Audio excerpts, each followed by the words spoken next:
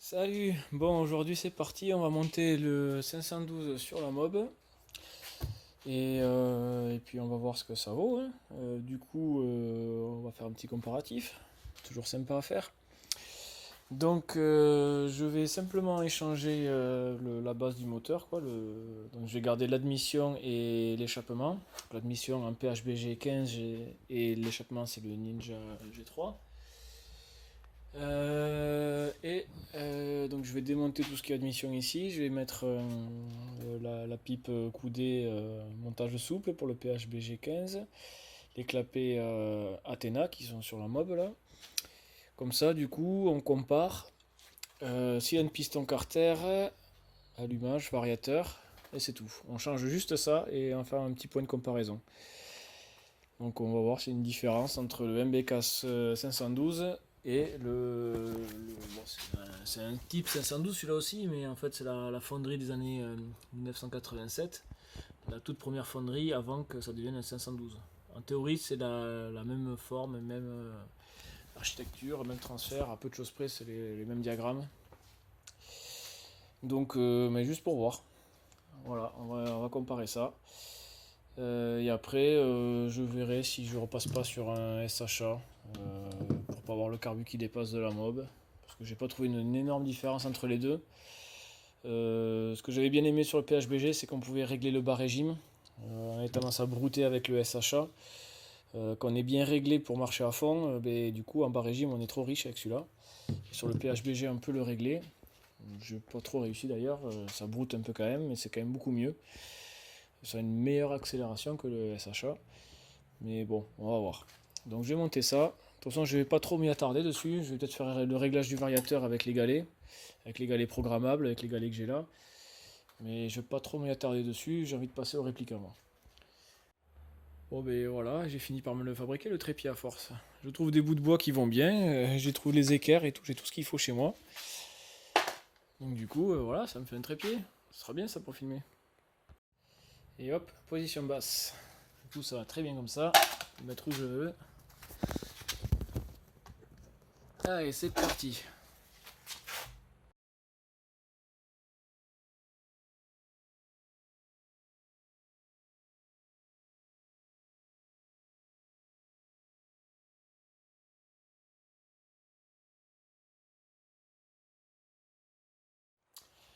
Il faut que j'arrête avec ce truc là. Mais bon, ça m'éclate. Ouais, comme ça, je peux filmer la hauteur que je veux. J'ai fait différents trous, comme ça j'ai différentes hauteurs. Bon allez, parlons mécanique.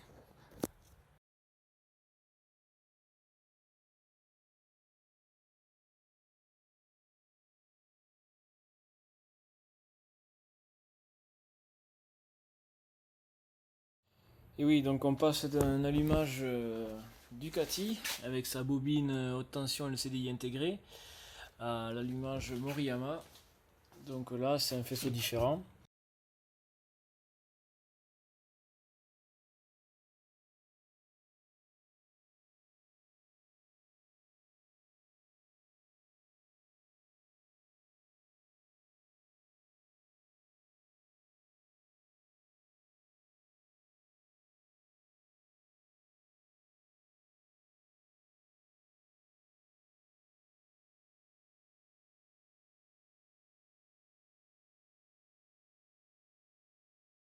Bon, nous voilà le moteur sur table.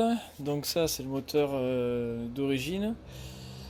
Pour info, on le voit à l'extérieur là, la nervure ici, elle a en deux petites ailettes, alors que le 512, lui, c'est plein et avec une marche. Donc voilà, comme on peut le voir rapidement. Bon, après, il y a l'inscription 512 qui n'y a pas ici, qui n'est pas du même côté d'ailleurs. Là, il y a marqué un BK de chaque côté, là, il y a marqué un BK 512 et ici, il n'y a rien.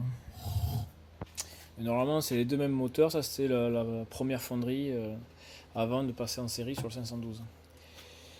Donc celui-là, je vais le remonter entièrement d'origine. Du coup, il sera sur l'étagère avec les autres pièces de collection de la version totale origine. Faut que je fasse du rangement d'ailleurs. Et du coup, je vais lui piquer l'admission, les clapets. Le ressort Doppler, je vais pas le monter Parce que pour monter le ressort sans s'embêter, il faudrait que je n'ai pas d'écrou ici, parce qu'il y a un écrou soudé. Là. Là, la platine que j'ai eue sur ce moteur, elle est propre et nickel, et du coup il y a l'écrou soudé. J'ai pas envie de le faire sauter, même si c'est pour l'échappement d'origine. Du coup, je vais remonter le ressort à épingle, ça ira très bien. De toute façon, celui-là, je l'avais réglé pratiquement aussi fort que le ressort à épingle, il n'y avait pas vraiment de différence. J'avais monté celui-là au cas où pour que je puisse me faire du réglage, mais bon, je n'ai même pas eu besoin.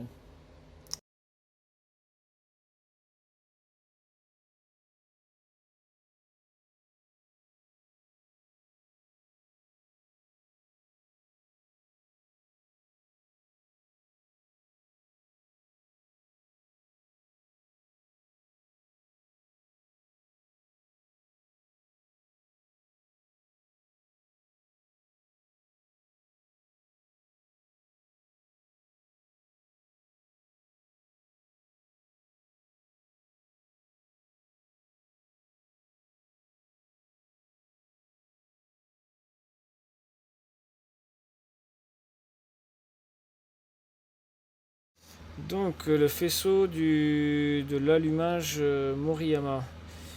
Donc on a les 4 fils qui viennent du moteur, donc le vert, le rouge, le noir et le jaune. Ces 4 fils, donc il y a le jaune, c'est l'éclairage, le vert, c'est le plus de l'allumage, enfin de la bobine haute tension pour la bougie. Le rouge, c'est le capteur pour déclencher la bougie, l'avance à l'allumage là par exemple. Et le noir, c'est le négatif de la bobine haute tension pour la bougie. Donc le vert et le rouge, ils rentrent dans le CDI et ils ressortent en rose du CDI et ça se branche sur la petite cosse de la bobine. Et là, ça on le met à la masse, du coup ça va à la bougie. Ça c'est fait pour l'allumage. Du coup j'ai mon fil noir qui rentre ici et qui va juste là. Donc ça je le mets à la masse. Et le CDI il a aussi une cosse de masse qui est celle-là, donc je la mets à la masse aussi. Et sur le CDI il y a ce fil blanc et noir qui se relie au coupe-contact du guidon. Pour dès qu'on met celui-là à la masse en fait, et bien, ça désactive l'allumage.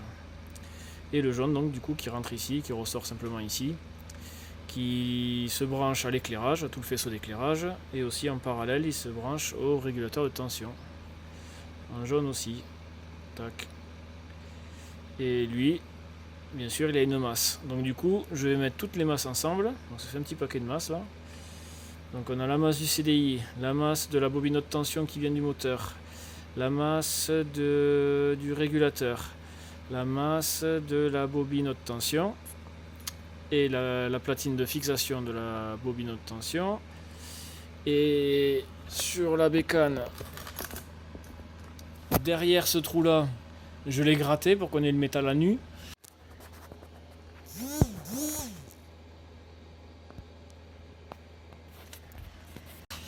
Mais bon, de toute façon, j'ai tout relié par des fils.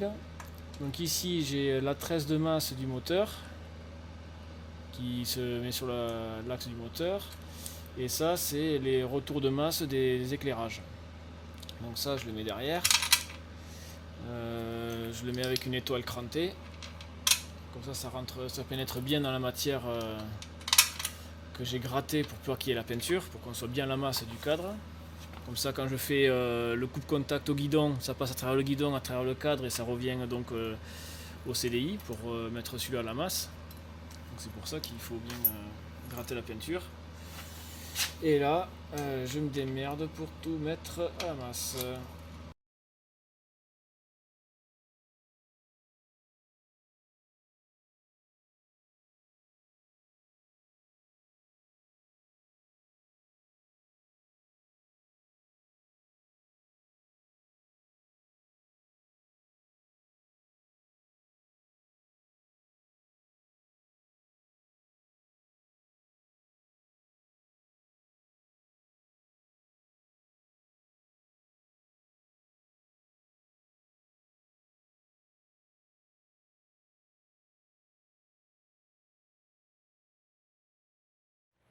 Donc là, je vais modifier le faisceau du Moriyama. D'origine, pour la masse de la bobine de tension pour la bougie, eh ben, c'est une cosse plate. Donc ça, moi, je le coupe et je remplace par un embout comme celui-ci. Comme ça, je peux le monter directement sur mon faisceau. Donc je branche ici, là, donc sur mon petit fil que je me suis fait là, qui va donc au tas de cosses ici, là où je me suis rajouté une cosse plate au bout de mon fil. Comme ça, je peux changer les moteurs très facilement, j'ai qu'à débrancher les 4 fiches. Et voilà, il n'y a plus qu'à brancher sur le faisceau de la mobilette.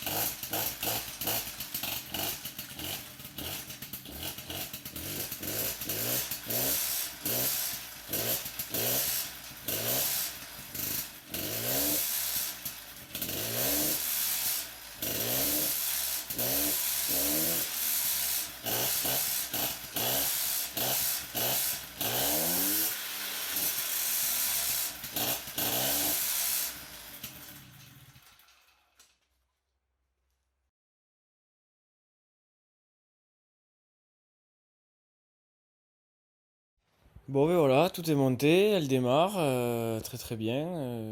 Bon, je pense que la carburation, bon, on verra. De toute façon, elle n'était pas chaude, donc on pouvait pas savoir. On va faire un petit tour et on va voir les impressions.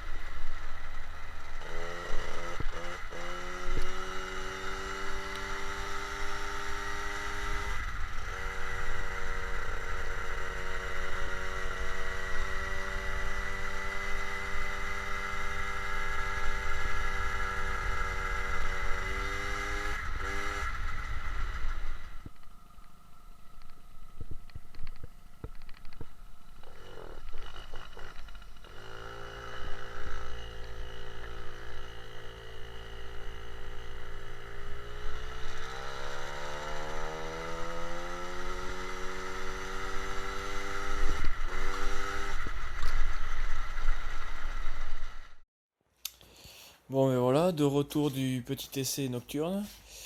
Bon, ça marche, hein, le moteur a un comportement correct, on va dire. Y a pas de...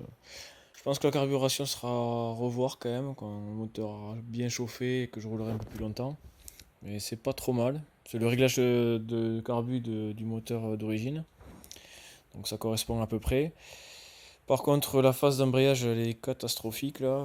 Ça embraye beaucoup trop tôt. Du coup, le moteur il a aucune puissance. Vu que c'est l'échappement Ninja là. Et normalement, c'est fait pour un moteur avec un échappement d'origine. Donc, ça prend le couple bien plus bas. Donc là, vraiment, il n'y a aucune accélération. On dirait que le moteur il va caler tellement il en peut plus. Donc il va falloir alléger les petites ailettes d'embrayage, comme j'avais fait sur l'autre moteur. Comme ça, il prend un peu plus les tours avant d'embrayer, ça sera beaucoup mieux. Les galets, c'est sympa, ça varie à un régime assez élevé, mais pas trop non plus. Donc à essayer dans le temps. Voilà, donc pour un petit essai, tout roule, tout fonctionne, il n'y a rien qui est tombé. Vraiment, il faut régler cet embrayage là et après on peut voir le reste. J'ai pas vu de fuite apparente, si là, si ça j'avais vu. Donc là ça vient de entre la culasse et le cylindre. Mais on dirait bien de l'huile plutôt que du liquide refroidissement. On dirait vraiment de l'huile. Je pense que c'est toute l'huile que j'ai mis autour de la culasse qui a sauté. J'ai vérifié pareil de l'autre côté là. Au niveau des durites, il n'y a rien qui coule et ça vient de entre la culasse et le cylindre. J'ai vérifié les écrous, ils sont toujours serrés à 1,2 kg avec la clé dynamométrique, donc il n'y a pas eu de desserrage. Des fois ça le fait. J'ai remis un coup de serrage à la rotule tant que le cylindre était chaud. Et puis voilà. Donc prochaine étape, on règle l'embrayage et puis on fera quelques essais et on verra bien. Allez, salut!